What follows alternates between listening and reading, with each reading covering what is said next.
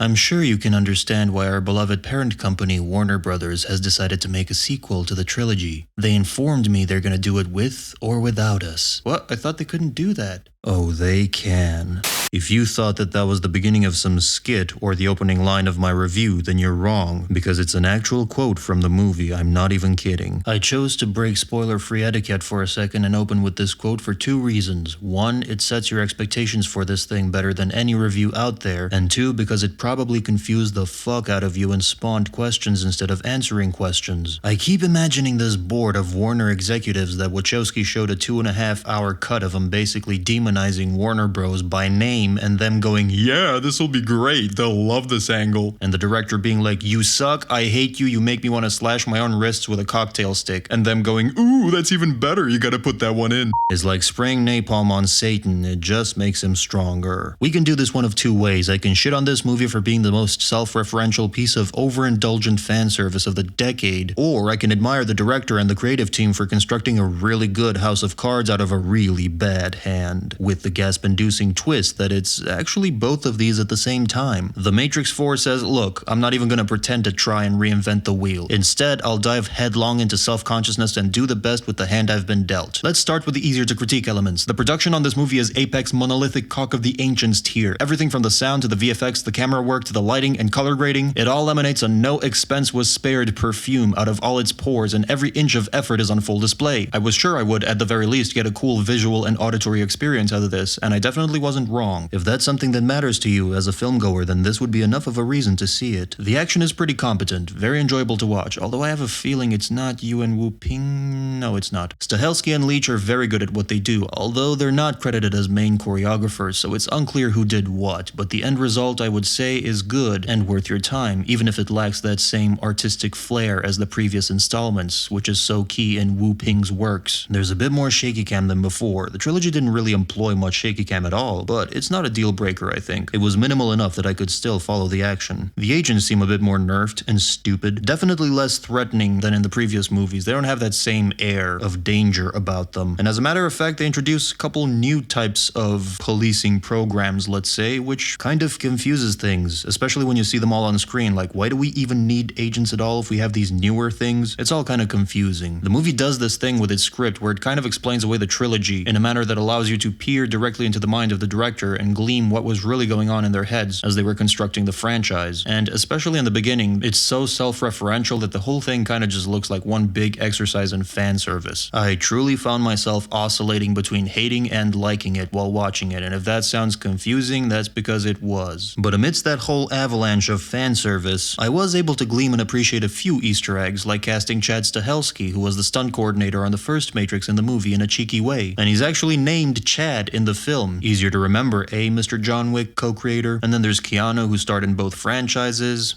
Chad, John Wick, and The Matrix. That's like the trinity of Easter eggs. You saw what I did there. It's a shame that they brought back Merv just to be a walking meme for one scene and then booted him out. I liked the Merovingian because he was devilishly articulate. The meme appeal was just icing on the cake. Actually, meme isn't even the right term. No one's gonna meme this. It was just rubbish. Less wiping your ass with silk and more with sandpaper. The fight between Neo and this spoilery chap is both fun to watch and overindulgent, a theme running throughout this whole film. And it turns out I was right. Some of the characters that you see are indeed programs and not actual human beings. As a matter of fact, almost every theory I had in my previous video has been vindicated, except for the truly mind-blowing ones that would have given me something more substantial to talk about. What I want from this film is for it to blow my mind with weird, unexpected revelations wrapped within epiphanies, encased in riddles. That's what I said I wanted. So did it deliver? Well, it kinda ended up being a 5 out of 10 on that mindfuckery revelation scale. It does try, but I personally wanted a bit more. And now for the dumb shit section.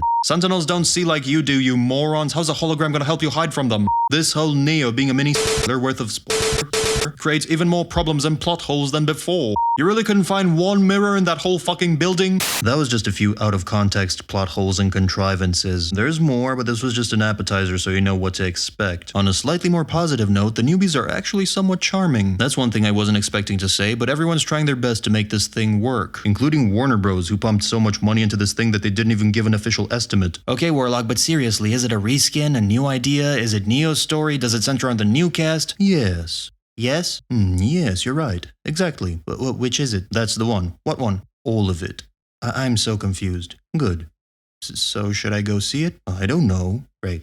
Thanks for nothing. If you really want to know, I have to say, the way they dealt with the character of Morpheus was pretty unceremonious, if you ask me. And if I were Lawrence Fishburne watching this movie, I'd probably go, this is some bullshit. Let's just leave it at that. It's an absolutely overbloated mess. But it's fun. You know how Endgame was basically closure for our main Avengers? Well, this feels like closure for Neo and Trinity. And side note, I never expected to see a zombie apocalypse film lodged inside a Matrix film. A welcome bonus for the genre's enthusiasts, to be sure. I think this film will please some fans and off-put others, and there's really no way for you to know which category you fall in unless you see it for yourself. It's a messy creative affair that, in the end, gets a bit too self-referential for comfort. The Matrix Resurrections is the equivalent of going to a high-class restaurant, ordering an entree, main course, side dish, and dessert, and receiving all of them in the same plate. It juggles a dozen themes and elements, some better than others, and all of them climb on top of one another like a World War Z best scenes collage. The trailers make it seem like you can glean the whole plot just by watching them, but the slightly more hopeful of you probably expect that the trailers are just one big red herring, and that the real plot has yet to be revealed. To that, I say hope is the quintessential human delusion, the source of your greatest weakness. I'm pretty sure that's an exact quote, no need to look it up.